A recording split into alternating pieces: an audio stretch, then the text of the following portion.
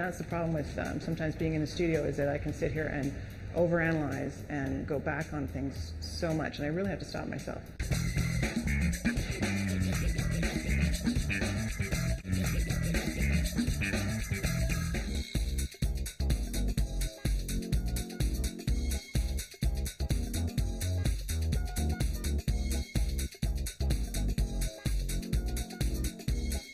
I don't know if I always knew I wanted to do that, but getting away from it for a while and being able to come back and do it just for me, without someone paying me to do it a certain way and to create a certain thing, created a freedom that I hadn't known before, and so I was able to just start painting, and it led into abstraction, simply because when you can do something in a realistic way and you do it for long enough, I think sometimes you search for something else, another way of seeing things or portraying things.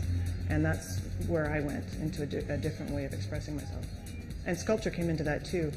I started all this about 5 years ago, leaving the restaurant and starting it full time. And sculpture was something I was really interested in. And the figure was something that came up in sculpture and in painting.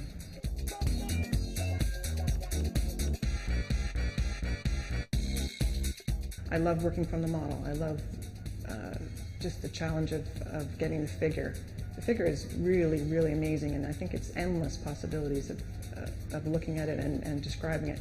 And so for me, sculpture is just that technical way of expressing what I see in the figure, the fascination I have with it, and people fascinate me in all of the ways that they look and they act, and just something that maybe the spark that they have that I'm trying to get across.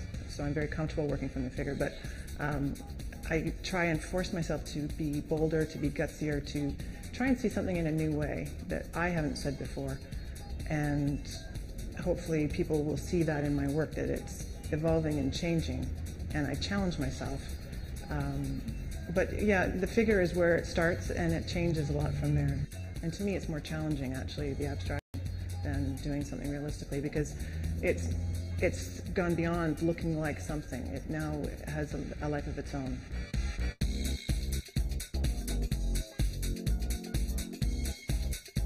So I really try to push myself, and I look at it and I say, have I been as bold as I can be? Have I said something different? And that's why I've changed from realistic expression, because realism, once you do it and you can do it well, where do you go from there? And so I try and force myself to say something in a new way, maybe make someone look at something a little differently than they might have before.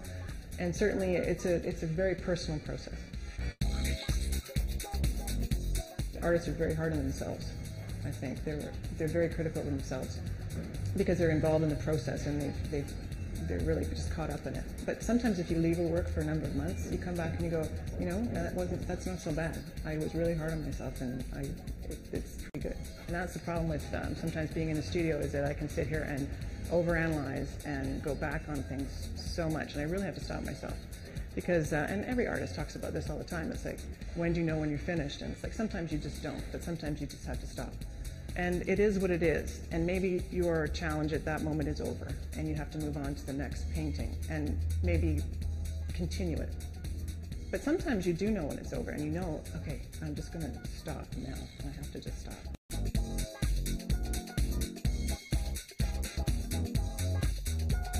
When I'm painting, it's like, I start painting, and it may not be of anything, it's an abstract, but I'm led by the color, I'm led by my feelings, I'm led by the time of day, all sorts of things, and it holds true no matter what I'm painting. The challenges are always the same. I paint a little bit and it changes completely what I've just done before. And that's what I love about it, it's the process.